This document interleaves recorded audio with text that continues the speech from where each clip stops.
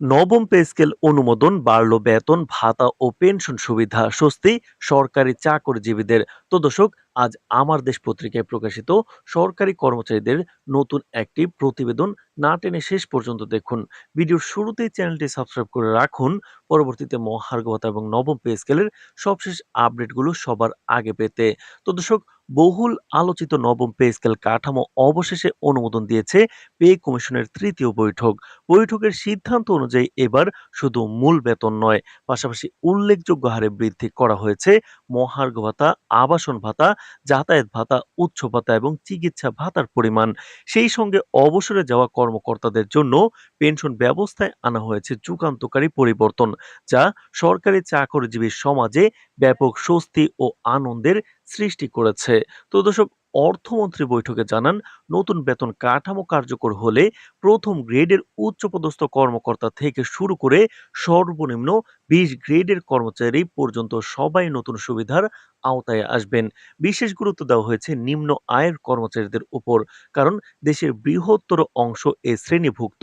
তাই তাদের বেতনে আনুপাতিকভাবে বেশি হারে বৃদ্ধি আনা হয়েছে। একই সঙ্গে উচ্চপদস্থ কর্মকর্তাদের বেতন এমনভাবে বাড়ানো হয়েছে যাতে প্রশাসনিক কাঠামোয় ভারসাম্য বজায় থাকে এবং কেউ বৈষম্যের শিকার না হন। তো দর্শক, মহার্ঘ ভাতা বৃদ্ধির বিষয়টি বৈঠকের অন্যতম কেন্দ্রীয় আলোচ্য বিষয় ছিল।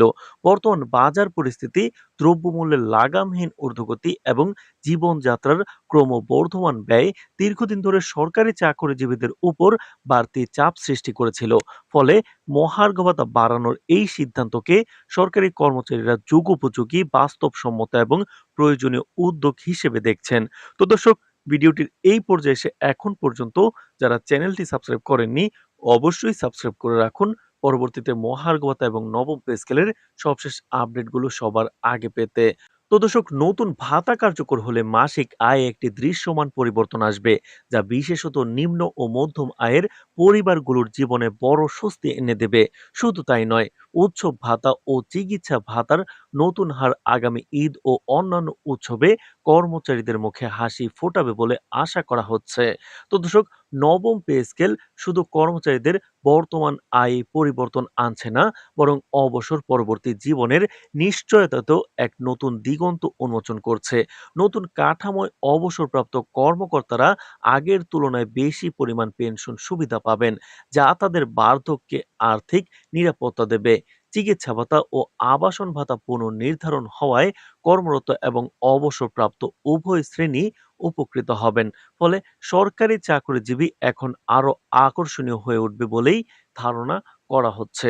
তো দর্শক, অর্থনীতিবিদরা বলছেন, এই নবম পে স্কেল কার্যকর হলে দেশের অর্থনীতিতে বহুমুখী প্রভাব পড়বে। একদিকে সরকারি চাকরিজীবীদের ভোগ ব্যয় বৃদ্ধি পাবে, যার ইতিবাচক প্রভাব পড়বে স্থানীয় বাজার, ক্ষুদ্র ব্যবসা ও পণ্যের সামগ্রিক চাহিদায়। এতে গ্রামীণ অর্থনীতি যেমন গতিশীল হবে, তেমনি নগর অর্থনীতিতেও বাড়বে কর্মসংস্থান ও বাজার চাহিদা। অন্যদিকে বাজারের বার্ষিক রাজস্ব ব্যয় কয়েক গুণ বৃদ্ধি পাবে, যা মোকাবেলায় প্রয়োজন হবে নতুন আর্থিক পরিকল্পনা, অতিরিক্ত রাজস্ব আহরণ এবং কার্যকর করনীতি। তবে আশার কথা হলো, সরকারি চাকরিজীবীদের কর্মোদ্যম, উৎপাদনশীলতা ও দায়িত্ব পালনের মান বাড়লে সেটি দেশের সামগ্রিক প্রবৃদ্ধিতে ইতিবাচক প্রভাব ফেলবে এবং দীর্ঘমেয়াদে জাতীয় অর্থনীতি লাভবান হবে। তো দর্শক, ভিডিওটির এই পর্যায়ে এসে এখন পর্যন্ত যারা চ্যানেলটি সাবস্ক্রাইব করেননি, মহার্ঘ ভাতা এবং নবম পে স্কেলের সবশেষ আপডেট পেতে অবশ্যই চ্যানেলটি সাবস্ক্রাইব করে রাখুন। তো দর্শক, ইতিহাসের দিকে তাকালে দেখা যায় স্বাধীনতার পর থেকে বাংলাদেশে ৮ বার সরকারি বেতন কাঠামো সংস্কার করা হয়েছিল। প্রতিবারই চাকরিজীবীরা আশার আলো দেখেছেন, আবার বাস্তবায়নের পর কিছুটা হতাশার মুখোমুখি হয়েছেন।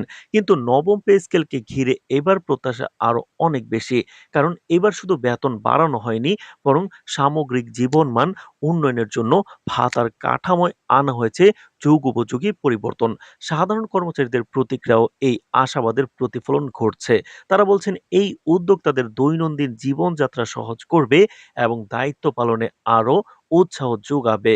তো দর্শক, ভিডিওটির এই মুহূর্ত পর্যন্ত যারা দেখছেন, অবশ্যই চ্যানেলটি সাবস্ক্রাইব করে রাখুন পরবর্তীতে মহার্ঘ ভাতা এবং নবম পে স্কেলের সবশেষ আপডেট সবার আগে পেতে। তো দর্শক, আজ এ পর্যন্তই। ধন্যবাদ।